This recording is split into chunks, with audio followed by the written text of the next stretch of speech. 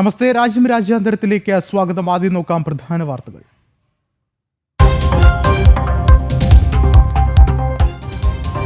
ബംഗാൾ സർക്കാർ ഹിന്ദു വിരുദ്ധരെന്ന കേന്ദ്ര ആഭ്യന്തരമന്ത്രി. മന്ത്രിമാർ ഹിന്ദുക്കൾക്കെതിരായുള്ള കലാപങ്ങളിൽ പങ്കാളികളായി.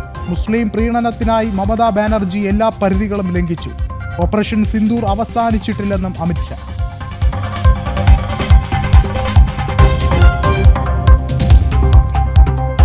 ബംഗ്ലാദേശ് കലാപത്തിന് പിന്നിൽ ഫായിസ് സയീദിന്റെ പാക് ഭീകര സംഘടന. ഉത്തരവാദിത്വം ഏറ്റെടുത്ത ജമാഅത്ത് ഉദ് ദാവ.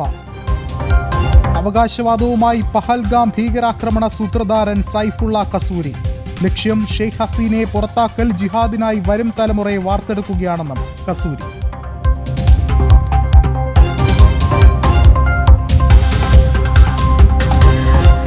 പാകിസ്ഥാൻ ക്രിക്കറ്റ് താരങ്ങൾക്ക് സ്വീകരണം നൽകിയ ചടങ്ങിനെ വിമർശിച്ച് സൂര്യ കൃഷ്ണമൂർത്തി. ഭാരതത്തെ അപമാനിക്കുന്ന പരാമർശം നടത്തിയവരെ സ്വീകരിച്ച CUBBA നടപടി തെറ്റ. സ്വീകരണമൊരുക്കിയവർ പഹൽഗാമിൽ ജീവൻ നഷ്ടമായവരെ മറന്നുവെന്നും വിമർശനം.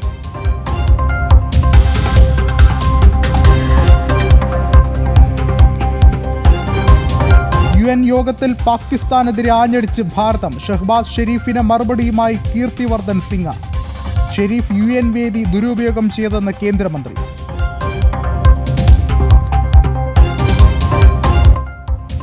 വിശദമായ വാർത്തകളിലേക്ക്. പശ്ചിമബംഗാൾ സർക്കാരിനെ രൂക്ഷമായ ഭാഷയിൽ വിമർശിച്ച കേന്ദ്ര ആഭ്യന്തരമന്ത്രി അമിത്ഷാ. സർക്കാർ ഹിന്ദു വിരുദ്ധ നിലപാടാണ് മുന്നോട്ട് വയ്ക്കുന്നതെന്നും രൂക്ഷമായ ഭാഷയിൽ അമിത്ഷാ വിമർശനമായി ഉന്നയിച്ചു. കൽക്കട്ടയിലെ പൊതുപരിപാടിക്കിടെയായിരുന്നു വിമർശനം. പശ്ചിമബംഗാളിലെ മുർഷിദാബാദിൽ നടന്ന ഹിന്ദു വിരുദ്ധ കലാപം മമതാ സർക്കാർ സ്പോൺസർ ചെയ്തതാണെന്ന് കേന്ദ്ര ആഭ്യന്തരമന്ത്രി അമിത്ഷാ പറഞ്ഞു. ക്രമസമാധാനം നിലനിർത്താൻ BJP പ്രവർത്തകർ ഹൈക്കോടതിയിൽ പോയി BSF വിന്യാസത്തിന് ഉത്തരവ് നേടി. സ്ഥിതി ഗുരുതരമാക്കാൻ തൃണമൂൽ നേതാക്കൾ പരമാവധി ശ്രമിച്ചു. മന്ത്രിമാർ പോലും കലാപങ്ങളിൽ പങ്കാളികളായി. മുസ്ലിം പ്രീണനത്തിനായി മമതാ ബാനർജി എല്ലാ സീമകളും ലംഘിച്ചതായി കേന്ദ്ര ആഭ്യന്തരമന്ത്രി തുറന്നടിച്ചു. मुर्शिदाबाद में अभी हिंसा हुई. हमारा गृह मंत्रालय कहते कहते थक गया कि BSF को बुला लीजिए. हम नहीं बुलाएंगे क्योंकि BSF आती तो हिंदुओं की रक्षा करती. फिर हमारे कार्यकर्ता हाई कोर्ट गए. हाई कोर्ट के ऑर्डर पर BSF आई और हिंदुओं को बचाने का काम किया. ममता जी, ये स्टेट स्पॉन्सर दंगा था जिन्होंने हिंदुओं को अन्याय किया है. പശ്ചിമബംഗാളിൽ നടക്കാനിരിക്കുന്ന നിയമസഭാ തെരഞ്ഞെടുപ്പ് ബംഗാളിന്റെ ഭാവി തീരുമാനിക്കുക മാത്രമല്ല, ദേശസുരക്ഷയ്ക്ക് കൂടി നിർണായകമാണെന്ന് കേന്ദ്ര ആഭ്യന്തരമന്ത്രി വ്യക്തമാക്കി. ബംഗ്ലാദേശികൾക്ക് വേണ്ടി രാജ്യാതിർത്തി തുറന്നുകൊടുത്ത് നുഴഞ്ഞുകയറ്റം അനുവദിക്കുകയാണെന്നും അമിത്ഷാ പറഞ്ഞു. നുഴഞ്ഞുകയറ്റം തുടരുന്നതിനാൽ മമതാ ബാനർജിയുടെ വോട്ട് ബാങ്ക് വർദ്ധിച്ചു. തനിക്ക് ശേഷം അനന്തരവൻ മുഖ്യമന്ത്രിയാകുമെന്ന മമതയുടെ സ്വപ്നം യാഥാർത്ഥ്യമാകില്ലെന്നും അമിത്ഷാ വ്യക്തമാക്കി.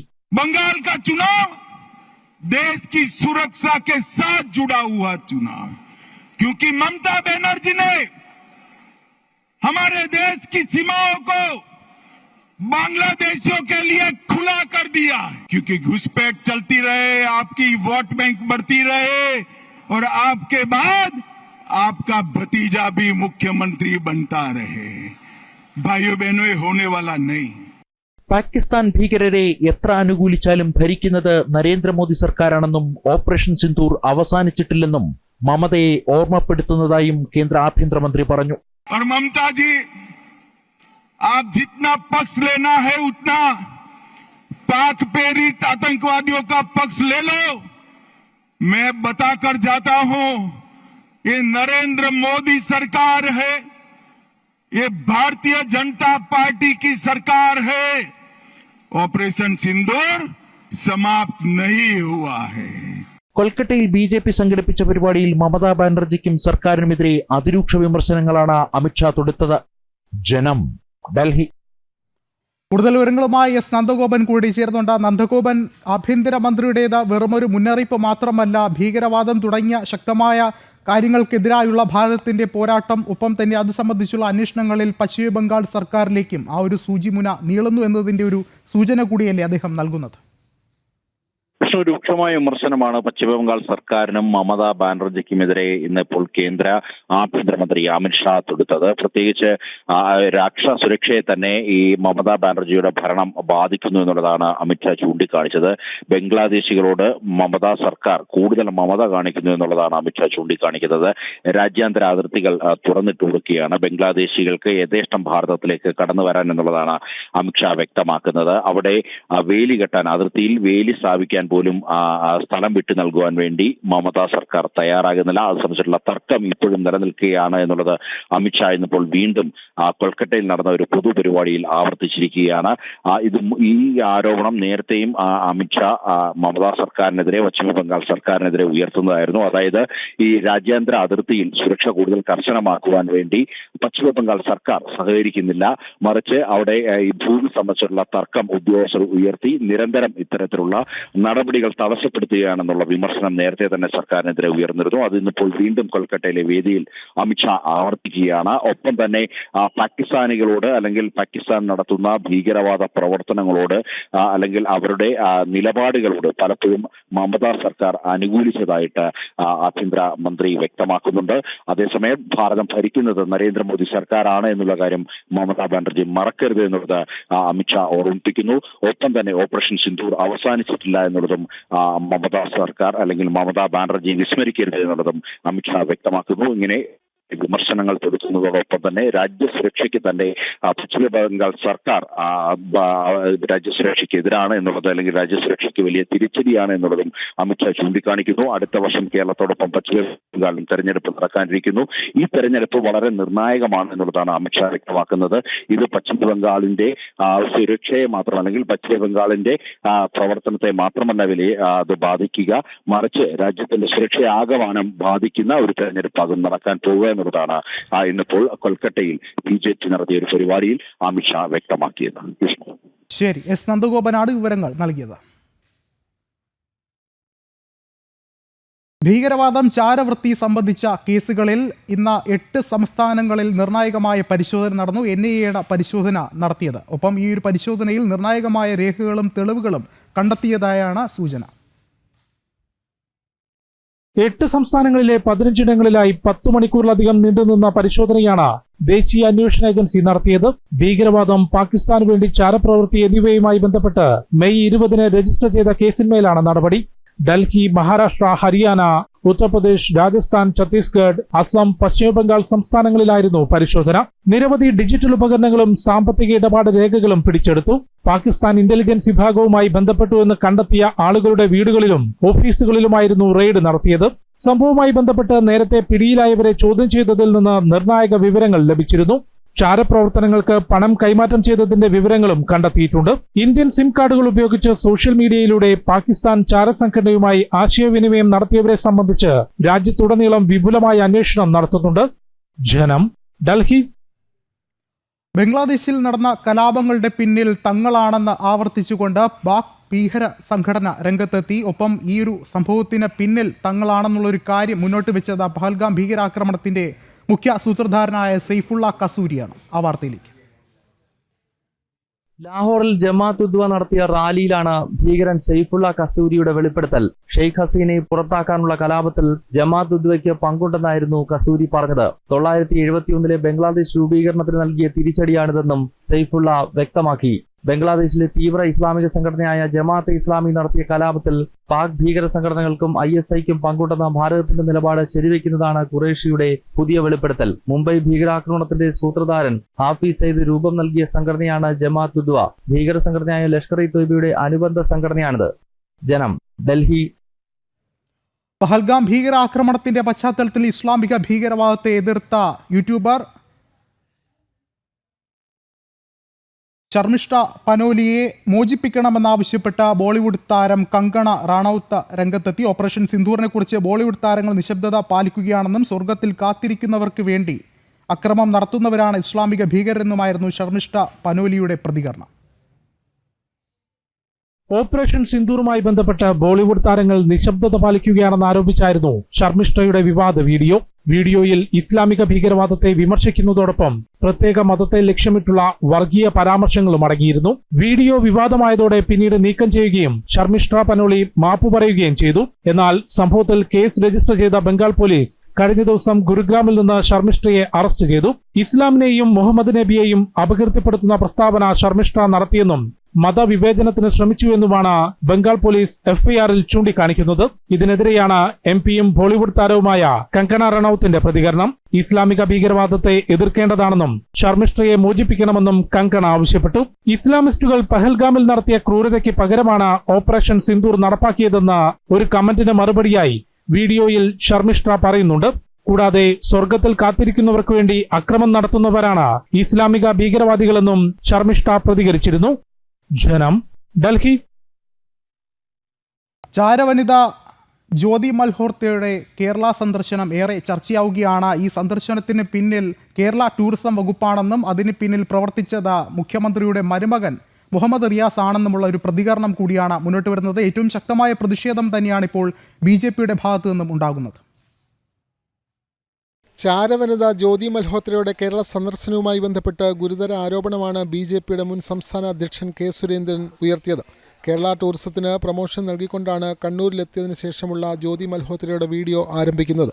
ഈ പശ്ചാത്തലത്തിലാണ് ഗുരുതര ആരോപണവുമായി K. സുരേന്ദ്രൻ രംഗത്ത് വരുന്നതും. പാക് ചാരയായ ജ്യോതി മൽഹോത്രയുടെ കണ്ണൂർ യാത്ര സ്പോൺസർ ചെയ്തത് കേരള ടൂറിസം വകുപ്പാണ്. പിണറായി വിജയൻ്റെ മരുമകനാണ് ഇത് നടത്തുന്നത്. അവർ ആരെയാണ് കണ്ടത്? അവർ എവിടെ പോയി? യഥാർത്ഥ അജണ്ട എന്താണ്? പാക് ബന്ധമുള്ള ഒരു ചാരയ്ക്ക് കേരളം എന്തിനാണ് ചുവപ്പ് പരവതാനി വിരിക്കുന്നത്? തുടങ്ങിയ കാര്യങ്ങളും സുരേന്ദ്രൻ എക്സിൽ തന്റെ പോസ്റ്റിലൂടെ ചോദിക്കുന്നു. I would like to ask Mr. Pinarayi Vijayan, the Home Minister, the Chief Minister of Kerala, during her visit, who did they met? Who did she met? Where she travelled? What was the real intention behind her tour to Kerala, to Kannur? So all these things are, people have to know. This is a very serious issue now, and it's a very big threat to the national security. വിവിധ സേനകളുടെ training സെന്ററുകൾ ഉൾപ്പെടെയുള്ള കണ്ണൂർ ജില്ലയിൽ പാക് ചാരവനിത യാതൊരു തടസ്സങ്ങളുമില്ലാതെ വന്നുപോയത് വളരെ ഗൗരവതരമായ വിഷയമാണെന്നാണ് ഉയരുന്ന പ്രധാനപ്പെട്ട വിമർശനം. ജനം, കണ്ണൂർ. പാകിസ്ഥാൻ ക്രിക്കറ്റ് താരങ്ങൾക്ക് സ്വീകരണം ഏർപ്പെടുത്തിയ മലയാളി സംഘടനയെ രൂക്ഷമായ ഭാഷയിൽ വിമർശിച്ച് കലാസംവിധായകൻ സൂര്യ കൃഷ്ണമൂർത്തി. അദ്ദേഹം വിമർശനം ശക്തമായൊരു ഭാഷയിൽ തന്നെയാണ് നടത്തിയത്. ഒപ്പം അദ്ദേഹം പറയുന്നത് ഇത്തരം പാകിസ്ഥാൻ താരങ്ങൾക്ക് ഈ ഒരു സ്വീകരണം നൽകിയതിന് എന്തിനാണെന്നും ഒപ്പം തന്നെ ഭാരതത്തെ അപമാനിക്കുന്ന പരാമർശം നടത്തിയ ഇവരെ എന്തുകൊണ്ട് സ്വീകരിച്ചൊരു പരിപാടിയിൽ ഇരുത്തിയെന്നുള്ള ഒരു രൂക്ഷമായ ഭാഷയിലുള്ള വിമർശനമാണ് അദ്ദേഹം ഉന്നയിച്ചിട്ടുള്ളത്. അദ്ദേഹത്തിൻ്റെ വാക്കുകളിലേക്ക്. വലിയ വിഷമം തോന്നി. അക്ഷരാർത്ഥത്തിൽ തളർന്നു പോയി എന്ന് വേണമെങ്കിൽ പറയാം. അത് കേരളത്തിൽ ജനിച്ച്, കേരളത്തിൽ പഠിച്ച്, കേരളത്തിൽ നിന്ന് ഡിഗ്രി എടുത്ത് അവിടെ പോയവർ കേരളത്തിനും ഇന്ത്യക്കും എതിരായിട്ടുള്ള ആൾക്കാരെ സ്വീകരിക്കുക എന്നൊക്കെ പറയുന്നത് ആലോചിക്കാൻ കൂടെ വയ്യ. മറ്റൊന്ന്, ഇത് എൻജിനീയേഴ്സാണ്, ബിടെക് അസോസിയേഷനാണ്. ഞാനും ഒരു എൻജിനീയറാണ്. അതുകൊണ്ട് തന്നെ എനിക്ക് കൂടുതൽ വേദന തോന്നി. എൻജിനീയേഴ്സ് ഇങ്ങനെ ചെയ്തല്ലോ എന്നുള്ളൊരു വേദന എനിക്ക് ഉണ്ടായി. പിന്നെ ഈ രണ്ടുപേരുടെ കാര്യം ഒന്ന് ഓർത്ത് നോക്കുക. പഹൽഗാം മുതൽ അല്ലെങ്കിൽ അതിനു മുമ്പ് തന്നെ ഇന്ത്യയെ ഏറ്റവും കൂടുതൽ മോശമായി വിമർശിക്കുന്നവരാണ് രണ്ടുപേർ. അവരൊക്കെ ഈ ഒരു സ്വീകരണം കൊടുക്കുക എന്ന് പറയുന്നത് ഒരിക്കലും അതിനോട് യോജിപ്പില്ല. പാകിസ്ഥാൻ ഓഡിറ്റോറിയത്തിൽ വച്ച് ഇങ്ങനെ ഒരു പ്രോഗ്രാം നടത്തുന്നു എങ്കിൽ അത് തെറ്റ് തന്നെയാണ്. അതിന് മറുപടി പറയേണ്ടി വരും. കേരളത്തിൽ വെച്ചാണ് ടെററിസത്തിൻ്റെ പാഠങ്ങൾ പഠിച്ചത് എന്ന നാണക്കേട് വഹിച്ചുകൊണ്ടിരിക്കുമ്പോഴാണ് മറ്റൊരു നാണക്കേട് ഇപ്പോൾ ഇത് വരുന്നത്. എല്ലാം കൂടി മാനസികമായി തളർന്നു പോകുന്നു. ഞാൻ ഒരു രാഷ്ട്രീയ പാർട്ടിയിലെ അംഗമല്ല. പക്ഷേ എൻ്റെ നാട് കഴിഞ്ഞിട്ടേ ഉള്ളൂ എൻ്റെ പെറ്റമ്മ പോലും. അത് തീർച്ചയാണ്. അത് ഞാൻ എവിടെയും പറയും, ആരുടെ മുന്നിലും ഞാൻ അത് പറയും. അവർ എന്തുകൊണ്ട് ഈ 26 ജീവൻ അവിടെ പൊലിഞ്ഞത് ഓർത്തില്ല? അവരെ ഓർത്തില്ല, അവരുടെ കുടുംബങ്ങളെ ഓർത്തില്ല. അവരെന്തുകൊണ്ട് നമുക്ക് വേണ്ടി ഈ മഞ്ഞിൽ കാവൽ നിൽക്കുന്ന സായുധരായിട്ടുള്ള നമ്മുടെ ജവാന്മാരെ ഓർത്തില്ല? നിസ്സംശയം പറയാം, എനിക്ക് ഇനിയിപ്പോൾ എന്തെങ്കിലും സംഭവിച്ചാലും എനിക്ക് പ്രശ്നമൊന്നുമില്ല. എൻ്റെ രാജ്യത്തിന് വേണ്ടി ഞാൻ എൻ്റെ ജീവൻ കൊടുക്കാനും തയ്യാറാണ്. ഞാനിത് തെറ്റാണ് എന്ന് തന്നെ ഉറച്ചു പറയും. രാഷ്ട്രത്തെ സ്നേഹിക്കുന്നവരാണ് വരേണ്ടത്. പാകിസ്ഥാനെതിരെ വീണ്ടും ആഞ്ഞടിച്ച ഭാരതം. UN പ്ലീനറി സെക്ഷനിലാണ് ഭാരതം തങ്ങളുടെ കനത്ത നിലപാട് ഉന്നയിച്ചത്. സിന്ധു നദീജല കരാർ റദ്ദാക്കിയതും അല്ലെങ്കിൽ അത് ലംഘിച്ചത് പാകിസ്ഥാൻ തന്നെ എന്നുള്ള നിലപാടാണ് ഭാരതം ഉന്നയിച്ചത്. ഇന്റർനാഷണൽ ഗ്ലേസിയർ കോൺഫറൻസിന്റെ ലക്ഷ്യങ്ങളെ തന്നെ പാകിസ്ഥാൻ അട്ടിമറിക്കുകയാണ്. നദീജല കരാർ സംബന്ധിച്ച് ചർച്ച ചെയ്യേണ്ട വേദിയല്ല താജിക്കിസ്ഥാനിലേത്. സിന്ധു നദീജല കരാറിന്റെ മുഖ്യ ഊന്നൽ ഭാഗത്ത് തന്നെ വ്യക്തമാക്കുന്ന സുപ്രധാന വിഷയമുണ്ട്. പരസ്പര സൗഹൃദത്തിലും സഹകരണത്തിലും കഴിയുന്ന സാഹചര്യത്തിലാണ് കരാർ നിലനിൽക്കുന്നത് എന്ന് അതിൽ വ്യക്തമാക്കപ്പെട്ടിട്ടുണ്ട്. പലതവണ പാകിസ്ഥാൻ ഇക്കാര്യം ലംഘിച്ചു. അതിർത്തി കടന്നുള്ള ഭീകരതയെ പ്രോത്സാഹിപ്പിക്കുകയാണ് പാകിസ്ഥാൻ. അത്തരത്തിൽ പാകിസ്ഥാൻ തന്നെയാണ് സിന്ധു നദീജല കരാറിന്റെ വ്യവസ്ഥകൾ ലംഘിച്ചതെന്ന് ഭാരതത്തിന്റെ വിദേശകാര്യ സഹമന്ത്രി കീർത്തിവർദ്ധൻ സിംഗ് പറഞ്ഞു. താജിക്കിസ്ഥാനിൽ നടന്ന ഇന്റർനാഷണൽ ഗ്ലേഷ്യേഴ്സ് കോൺഫറൻസിലാണ് കീർത്തിവർദ്ധൻ സിംഗിന്റെ കർശനമായ നിലപാട്. ആഗോള താപനം ഉൾപ്പെടെയുള്ള പരിസ്ഥിതി വിഷയങ്ങൾ അഭിസംബോധന ചെയ്യുമ്പോൾ മഞ്ഞുമലകൾക്കുണ്ടാകുന്ന പ്രതിസന്ധികളും അനുബന്ധ വിഷയങ്ങളും ചർച്ച ചെയ്യാനാണ് കോൺഫറൻസ്. ആ ആശയത്തെ തന്നെ പിന്തുടരുന്നതാണ് പാകിസ്ഥാന്റെ നിലപാടെന്നും ഭാരതം ശക്തമായി തിരിച്ചടിച്ചു. ഇന്റർനാഷണൽ ഡെസ്ക്, ജനം. മതത്തിനു വേണ്ടി മനുഷ്യരെ കൊല്ലുന്ന നാടായി പാകിസ്ഥാൻ മാറിയെന്ന അസദുദ്ദീൻ ഒവൈസി അദ്ദേഹം അൾജീരിയയിൽ നടന്ന പ്രതി സംഘത്തിൽ സംബന്ധിച്ചാണ് ഈ ഒരു കാര്യം ഉന്നയിച്ചത്. ഇത് സംബന്ധിച്ച കൂടുതൽ വാർത്തകളിലേക്ക്. മതത്തിനു വേണ്ടി മനുഷ്യരെ കൊല്ലുന്ന രാജ്യമായി പാകിസ്ഥാൻ തുടരുകയാണ്. ഭീകരതയ്ക്ക് പണം ലഭിക്കുന്നത് നിയന്ത്രിക്കപ്പെട്ട കാലത്ത് ആക്രമണങ്ങൾ കുറവായിരുന്നു. മാസങ്ങൾക്ക് മുമ്പ് വരെ പാകിസ്ഥാൻ ഫിനാൻഷ്യൽ ആക്ഷൻ ടാസ്ക് ഫോഴ്സിന്റെ ഗ്രേ ലിസ്റ്റിലായിരുന്നു. ആ കാലഘട്ടത്തിൽ പാകിസ്ഥാൻ സ്പോൺസർ ചെയ്ത ഭീകരാക്രമണങ്ങൾ കുറവായിരുന്നു. ഉടൻ തന്നെ പാകിസ്ഥാനെ ഫിനാൻഷ്യൽ ആക്ഷൻ ടാസ്ക് ഫോഴ്സിന്റെ ഗ്രേ പട്ടികയിൽ ഉൾപ്പെടുത്തണമെന്നും ഒവൈസി ആവശ്യപ്പെട്ടു.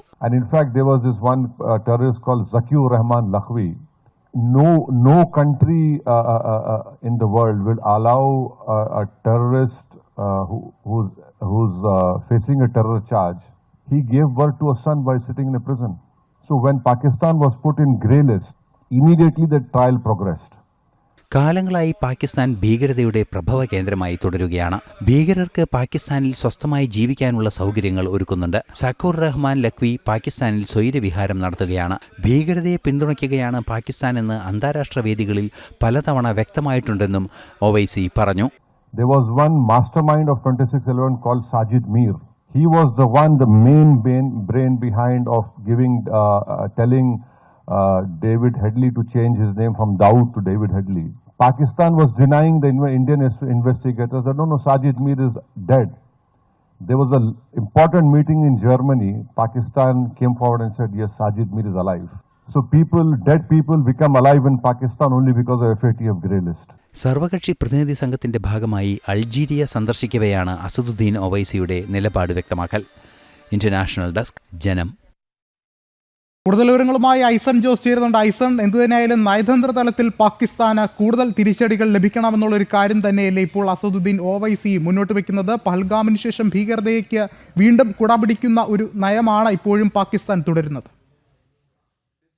പാകിസ്ഥാൻ ഈ ഭീകരതയ്ക്ക് കുടപിടിക്കുന്ന നയം തന്നെ തുടർച്ചയായി ആവർത്തിക്കുകയാണ്. നമുക്കറിയാവുന്നതാണ്. ഇപ്പോൾ ലഖ്വിയുടെ കാര്യവും അദ്ദേഹം പറയുകയുണ്ടായി. ലഖ്വിയുടെ കാര്യത്തിൽ വളരെ കൃത്യമായി അദ്ദേഹം പറയുന്നത് ഈ ലഖ്വിക്ക് അവിടെ സുഖമായി ജീവിക്കാനുള്ളൊരു സാഹചര്യം ഒരുക്കിയിരിക്കുന്നു. ജയിലിൽ കഴിയുമ്പോൾ തന്നെ അയാൾക്കൊരു കുഞ്ഞ് ജനിക്കുന്നു. അത്തരത്തിലുള്ള പ്രശ്നങ്ങളെല്ലാം തന്നെ, അത്തരത്തിലുള്ള സംഭവവികാസങ്ങളെല്ലാം തന്നെ പാകിസ്ഥാനിൽ ഉണ്ടാകുന്നു. അത്തരത്തിലുള്ള ആനുകൂല്യങ്ങളെല്ലാം തന്നെ പാകിസ്ഥാൻ ഈ ഭീകരർക്ക് നൽകുന്നൊരു സാഹചര്യമാണുള്ളത്. ഇത് ഒട്ടും അംഗീകരിക്കാനാവുന്നൊരു സാഹചര്യമല്ല, ഒരു വസ്തുതയല്ല.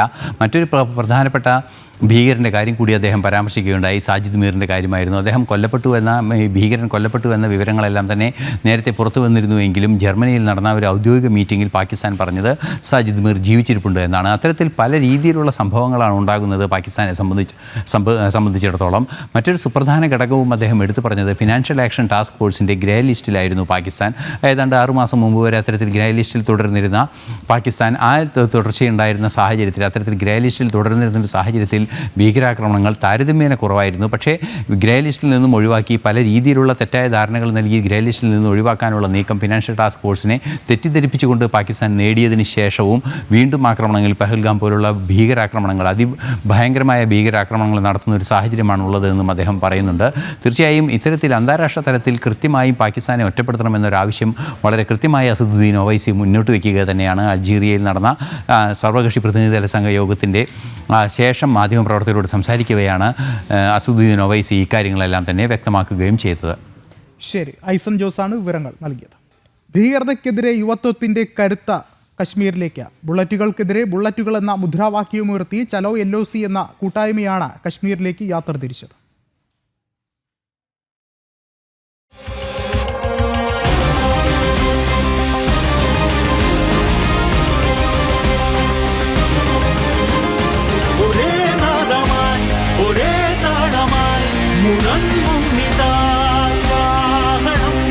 രാഷ്ട്രമാണ് വലുത്, ഭാരതത്തിനെതിരെ നീങ്ങാൻ ഒരു ശക്തിയെയും അനുവദിക്കില്ലെന്ന സന്ദേശവുമായാണ് 26 ബുള്ളറ്റുകളിലായി കാലടി ശൃംഗേരി ശങ്കരമഠത്തിൽ നിന്ന് ബുള്ളറ്റ് ബൈക്കുകളിൽ യാത്ര ആരംഭിച്ചത്.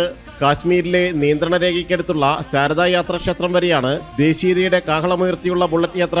മെഡിക്കൽ സംഘമടക്കം 53 പേരാണ് യാത്രയിലുള്ളത്. രാഷ്ട്രീയത്തിനപ്പുറം രാഷ്ട്രത്തിനായി ഒത്തുചേരുകയാണ് യുവത്വമെന്ന് Chalo LOC ride captain doctor R Ramanand പറഞ്ഞു. ഭാരതത്തിൽ 12ഓളം സംസ്ഥാനങ്ങളിലൂടെ കടന്നുപോയിക്കൊണ്ടാണ് ചലോ LOC യാത്ര പോകുന്നത്. എല്ലാ സ്ഥലത്തും വലിയ സ്വീകരണ പരിപാടികളൊക്കെ സംഘടിപ്പിച്ചിട്ടുണ്ട്.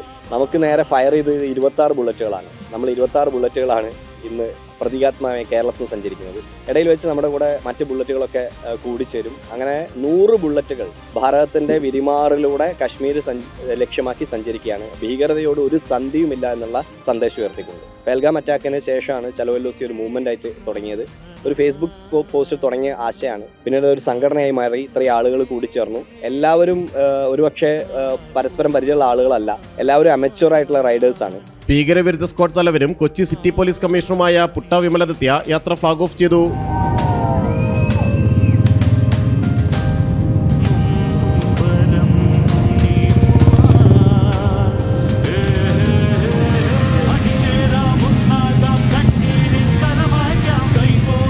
പഹൽഗാം ഭീകരാക്രമണം എല്ലാവരെയും ഞെട്ടിച്ചുവെന്നും എന്നാൽ രാജ്യം ഒറ്റക്കെട്ടായി ഭീകരതയ്ക്കെതിരെ നിന്നുവെന്നും പുട്ട വിമലദത്യ പറഞ്ഞു.